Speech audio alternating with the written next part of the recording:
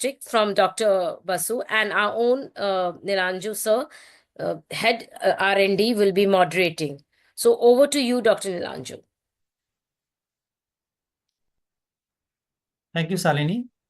So very good evening to everyone. I, Dr. Nilanju Sharma, Head of R&D at Metropolis Healthcare, welcome you all to today's webinar on genetic diagnosis for neurological disorders.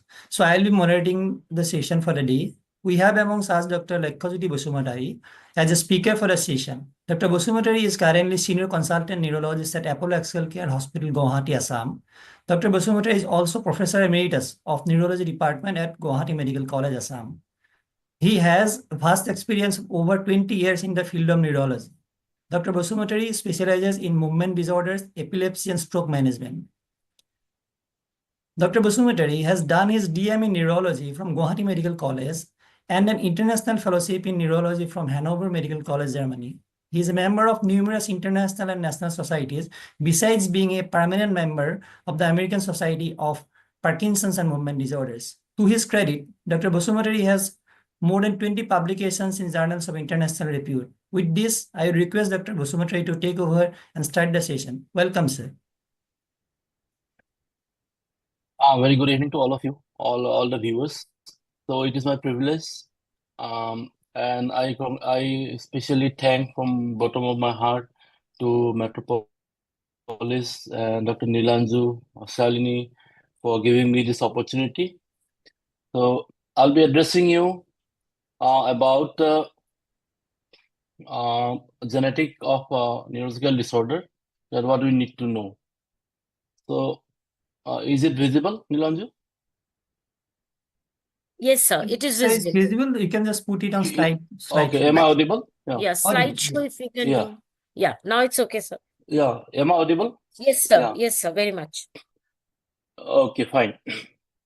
So at the outset, I would like to thank Metropolis again for giving me this opportunity, and because it's a very vast field, and it's this genetics in neurological disorder is rapidly expanding field. You cannot imagine, every day new gene has been discovered, and we are trying to pace up. We are trying to keep up with the new discoveries. So it's very, very difficult, and it's very challenging subject also. So I think we'll have a good discussion. We have a very experienced expert with us, Dr. Nilanju. So at the end of the talk, we're gonna ask him. We're gonna discuss about a couple of points. So Nilanju will be helping us in the discussion. So I'll be taking to this presentation. So I don't have any relevant conflict of interest. So already I have mentioned that this field, the genetic field in neurology, has expanded like anything. It's a boom. So if you think about, if you see the past milestone in the genetics in 1960, from discoveries of the gene by Crick to the Sanger method, then PCR, then everything, then whole exome genomic, it has transformed the field of medical science, and not to mention about the neurology, because earlier it was thought that in the neurology, it is said that you diagnose and edu, means you diagnose the patient, then there is no treatment. But it's not happening like that nowadays, because now we have treatment for many rare neurological disorder, and we have advanced treatment and um, advanced investigation going on, for which we can diagnose a patient to give a better care.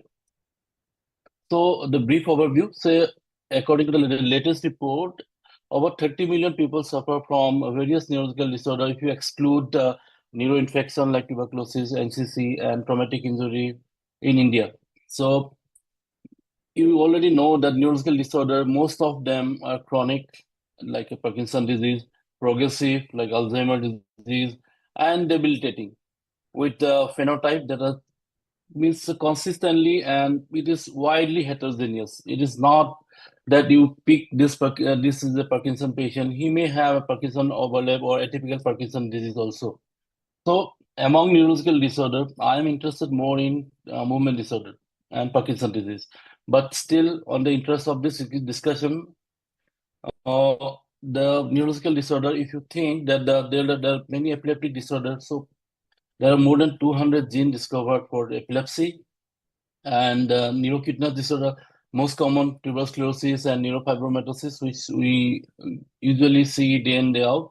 There are neuromuscular disorder like Duchenne muscular dystrophy, which we'll be discussing in the later part of this presentation. Then spinal muscular atrophy, then other muscular dystrophy, which including limb girdle dystrophy, which are very heterogeneous and very confusing. Then the other neurological disorder like leukodystrophy spectrum, like Alexander disease, Canavan disease, etc. Then on the other hand, we have neurometabolic disorder. Usually these affect at the younger age than the adult, like maple syrup urine disease, NCL, Graves disease, etc. Then in movement disorder section, the prototype is Parkinson disease. So young onset Parkinson disease, then Parkinson plus syndrome, Parkinson dystonia, etc. Then dystonia, ataxia, then young onset Parkinson disease. These are the group of disorder that comes into purview when you talk about the genetics. And finally, the mitochondrial disorder, like a mitochondrial myopathy, then Alhorn, then MARF, etc. So the basic question is, why do we want to test for genes? Why we need a genetic testing in a given subset of patient? So uh, in my own experience, when you don't give a diagnosis to the patient will be hanged, you will be hanged. So you don't know what we're dealing with. You're just treating the patient symptomatically. So we can discuss that later. My experience but the thing why we need genetic tests is to establish a diagnosis so that we can make a planned decision or shared decision about the future treatment, and for further counseling of the patient and family member and caregiver, and for prevention of disease that probably that pass from generation to generation, so that thereby you can prevent a catastrophe in the family. So these are the basic points, means when why there's a reason for genetic testing in a given subset of patients.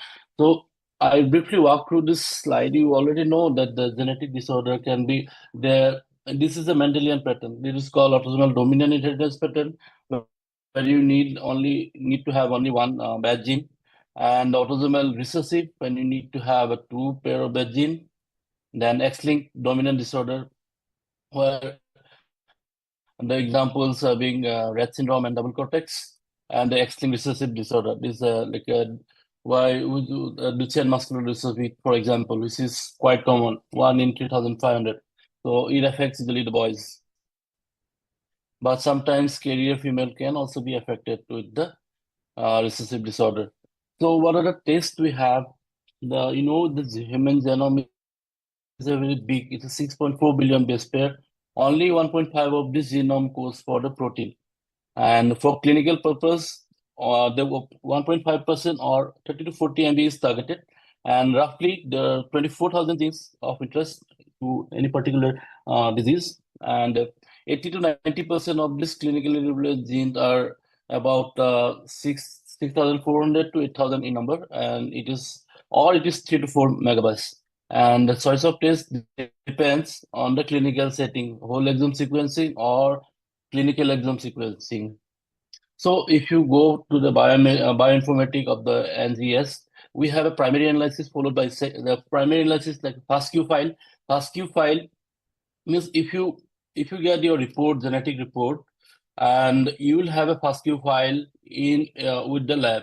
So you should get the FASTQ file. FASTQ file is basically, it will tell the where is this it is stored, what is the accuracy, what is the accuracy or error in your testing, and followed by the secondary analysis. That is, we have a reference genes that is called human genome reference. So your genetic sequencing will be matched up with the reference human genome, followed by the tertiary analysis with the software. Then followed by there will be validation and interpretation and reporting according to the guideline. So these are the tests that offers in diagnosis of various movement disorder, epilepsy, the mitochondrial disorder, and iron deposition disorder, and SCAR like spinocerebellar ataxia and CADASIL.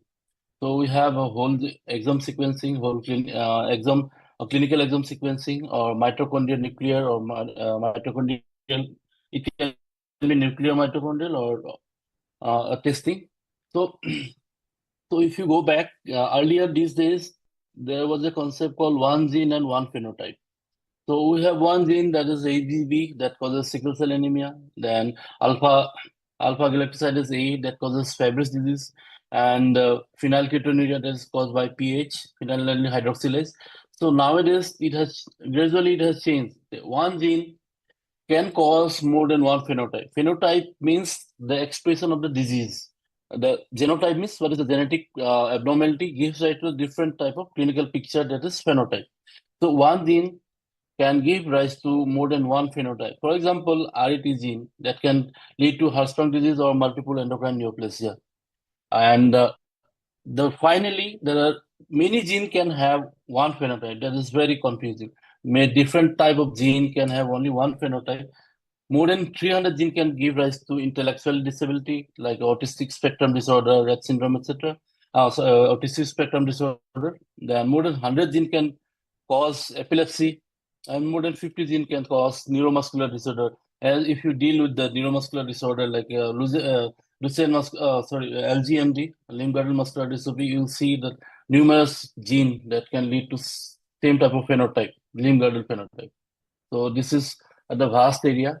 So there is a growing complexity, as I have already mentioned, that from one gene we have moved away from one gene, one disorder to one gene, various disorder, and there is also to make things more complex, we have digenic disease inheritance, and we have somatic mutation that is in cancer, then one gene unrelated disorder. So this is very complex puzzle. Then if you compare the various sequencing option, we have a whole exome, then whole genome. So if you have the target panel is smaller in case of exome sequencing, and in genome it actually targets the entire genome, and that can detect copy number variation, indels, and can detect many repeat disorders like it's SCA, Fragile X, etc. And also it can detect pseudogenes, and some analogous region remain difficult, but it can have a very high yield. But the problem is the cost effectiveness. So whole genome sequencing is way more expensive than the whole exome sequencing. So these are the you can select depending on the phenotype. As a clinician, you decide that this patient is having uh, muscular dystrophy in early onset, so you can go for single gene. So that is you to decide which test you will apply on the background of your clinical knowledge and phenotype of the patient. And if you're not sure about this phenotype, then you can go for panel like single sequencing. And if, like for example, in epilepsy or in dystonia, you're not sure about the clear phenotype because the many genes can cause a single phenotype. So in that case, I think it's better to go for medical exome or whole exome sequencing. So we'll discuss that later. And for certain specific disorder, like if you have a phenotype of dysmorphism, facial dysmorphism, then the mental retardation, then you should go for the microarray or FISH. Then there are when you get the report of a genetic test, you will see these are the terminology in your genetic test report.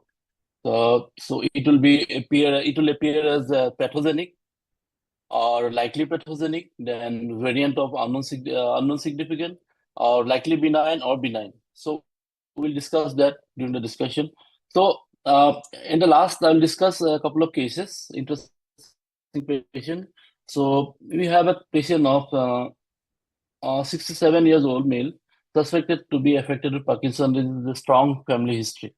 So we did whole exome sequencing. Then the result came out to be pathogenic variant for this phenotype, and it is called GBA, glucocerebrosidase A. So GBA actually it causes, if you have GBA gene mutant, the who was a co-founder of Google. So he was his mother was having GBA positive and Parkinsonism. Then he tested himself, and he found it that to be GBA positive, Thursday brain. But he didn't have the disease. You need to have an environmental interaction along with your pathogenic variant or GBA mutation to have the disease. It is not the only GBA will cause the disease. You have a 50% of chances of developing disease in future. So what he did, he donated $1.1 billion for research for Parkinson's disease. That is the highest amount of donation or philanthropy done by any individual. So that is of okay. So this is second case. Is a presented with a history of slowly progressive behavioral changes with memory issue for since 52 years of age, followed by gait ataxia and recurrent fall, and the speech change for last 2 years. And there is a family history of psychiatric issue with ataxia, and in her female sibling. And Mrs. NF has been evaluated for pathogenic variation with whole exome sequencing. So here it was found FA2H, and this leads to a disease that called spastic paraplegia 35, and the classification was given uncertain significance. So what will you do?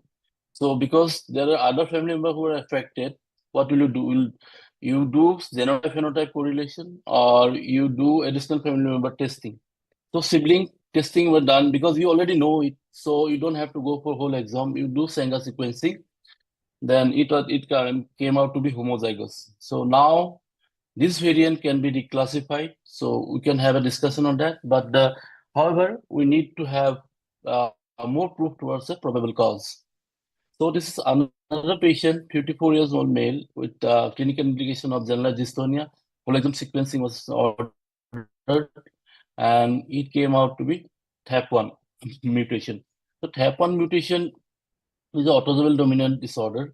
It usually present in young adult and adult with a craniocervical dystonia. Okay, and gradually it spreads, and it can involve other segment like a handwriting or other parts. So it becomes segmental dystonia, and it is classified as a DYT6. So it can also have a laryngeal dystonia. So we have a clear genotype-phenotype correlation in this patient. Yes, so it is a likely pathogenic variant for this phenotype. So then here the why because most of time this physician, they don't provide adequate history when we order some genetic test, but one should provide adequate and at least 3 generation. If you suspect a genetic disorder, there should be 3 generation of pedigree charting of family history. So here it is found that RAP39B, and it causes mental retardation or Weisman syndrome. So the reanalysis was done in this patient, and it has shown iron accumulation, that is NBIA. That is the most probable diagnosis. And this is the fifth case. The 43 years old female, born of non-consanguineous marriage, presented with clinical indication of imbalance while walking for last 5 to 6 years. On examination, she was found to have bilateral gaze nystagmus, mild dysarthria, increased DTR, flex plantar, and the low vitamin E level. And her brain MRI showed diffuse cerebral atrophy. Her mother, maternal and maternal grandfather had a similar symptom. So, and her whole exam came out to be no pathogenic or likely pathogenic variant causative of this phenotype. That is SQST M1. The number 6 case, the 40 years old male presented with clinical indication of chronic progressive spastic paraplegia for last 5 years, ataxia, speech dysarthria, gait imbalance, tremor, and breast DTR. His brain showed mild involvement of splenium of corpus callosum, which is suggestive of gliosis. He has a positive history of spastic paraparesis in one sister, psychosis and tremor in another sister, and a mild ataxia. His spinocerebellar ataxia repeat expansion test was normal. He is suspected to be affected with spinocerebellar ataxia or complex hereditary spastic paraplegia or phatic ataxia, and he has been evaluated for pathogenic variation, and it has shown that the result was a variant of unknown clinical significance and related to given phenotype. So it came up to SCN4A, which is a causative genetic mutation in hypokalemic periodic paralysis type 2. So now this is the final slide. So we published a paper in 2013 on deletion pattern in dystrophin gene, because that time it was a 2013. So we have very few genetic tests since that time. So we did the multiplex PCR for these young boys. So out of 69, 49 boys showed up, which came up to 71% positivity. So what we found that the distal hotspot in 44 to 55, distal hotspot deletion was quite common in our cohort here. So in summary, to identify our aim is to identify genetic variant associated with the disorder and deletion, then SNV and the repeat expansion. So we have to choose the right test. So we have to draw up a list of genes for monogenic condition, and we have to choose a panel accordingly. So looking at the average genes, it could differ with panels. Some panel may it depends on the laboratory, and we have to see the cost benefit ratio also.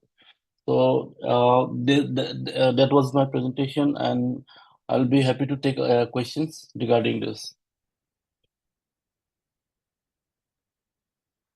Thank you so much, sir.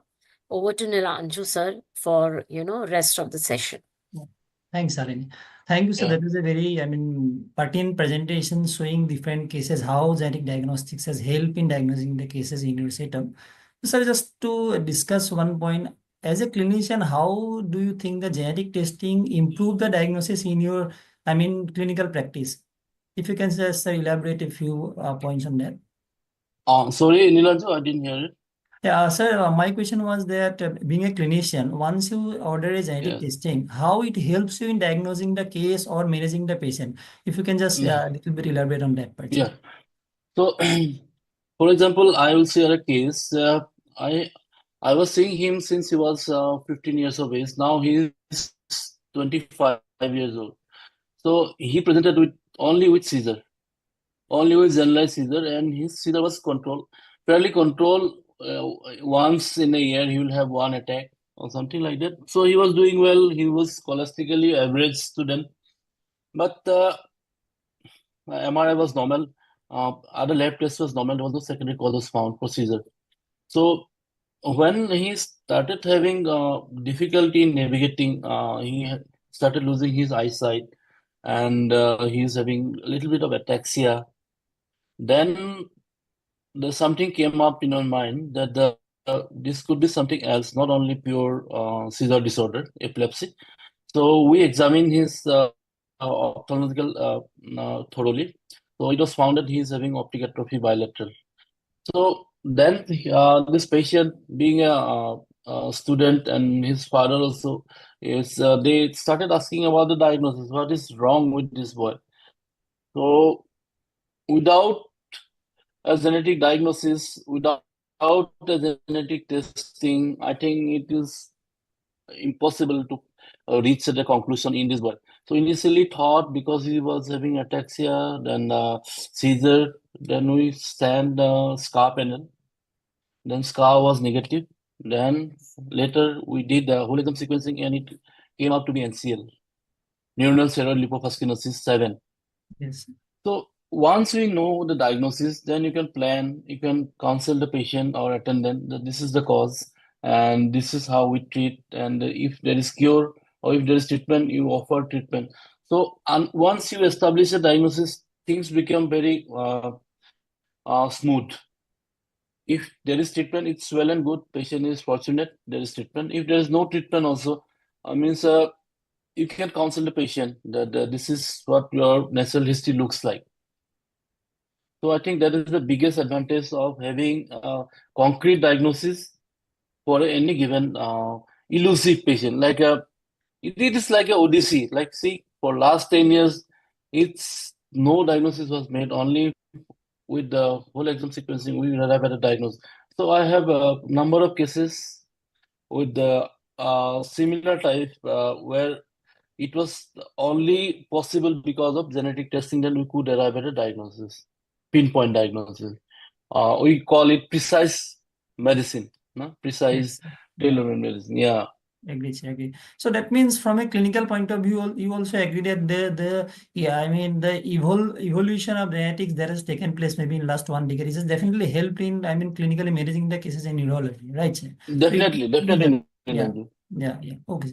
For Then, example, those, for young onset Parkinson. yeah, So I have my own colleague who is suffering from Parkinson. They started asking why I'm having this problem. My yes, MRI is normal, my no family history. yes. So how do we answer these questions?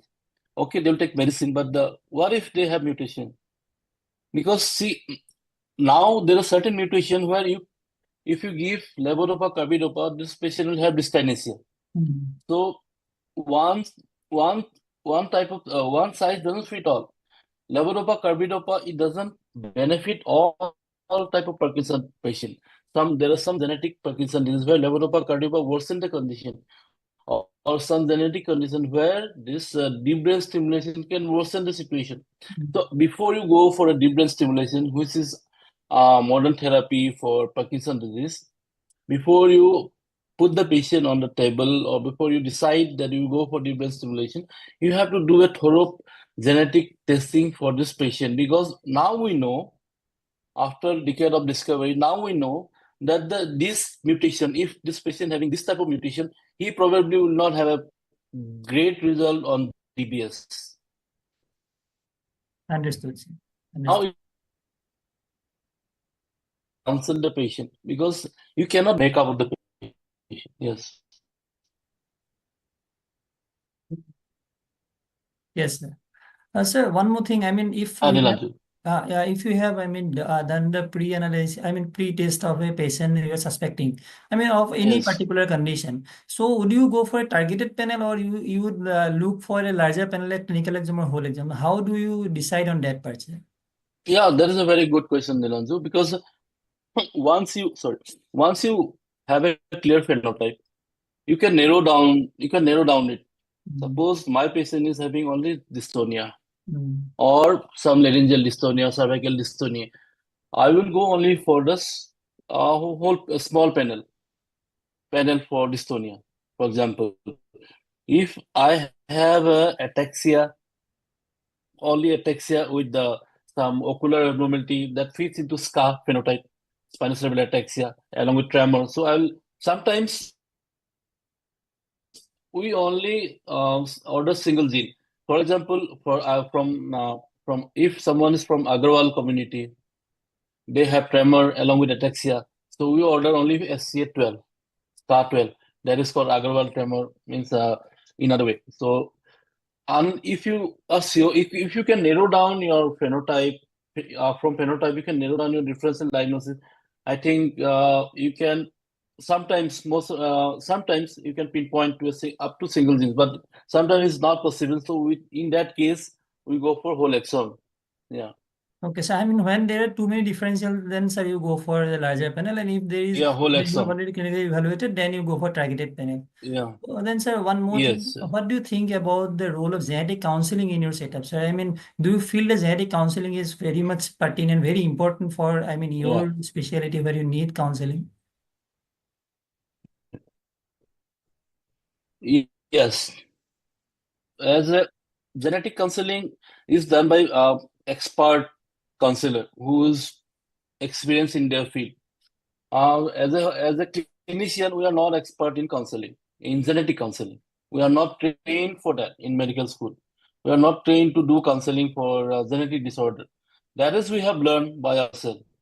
But in the busy practice, if you have too many patients in your clinic, in your OPDs, that is not possible for you to counsel. But without pre-test counseling, you cannot go for a test. You need to have an informed consent from a patient that, yes, I agree. You have to have an informed written consent before you go for a test. So it is very very important, exclusively important to have a pre-test counseling and post-test counseling, and that is the need of the hour.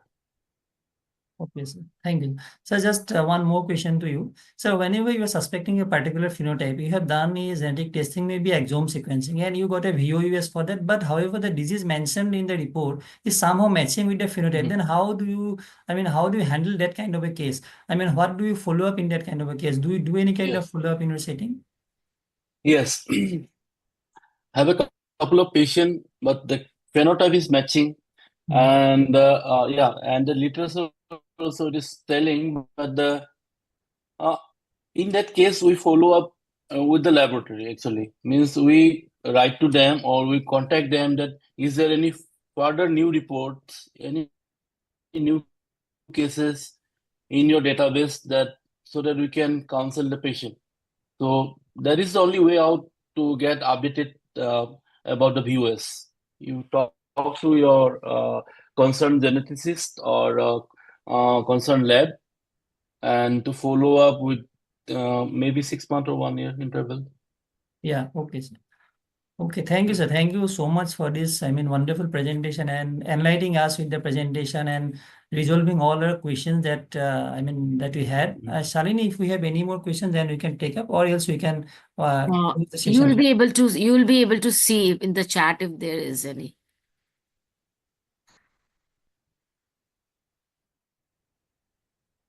I don't think so. Maybe if there's some questions comes, I'll send you to you, Niranju, then you can forward it to Sir for further answer. Yes, yes. Okay. Thank you, sir. Thanks for Okay. your, Thank you. excellent Yeah. presentation, and it was very enlightening for us.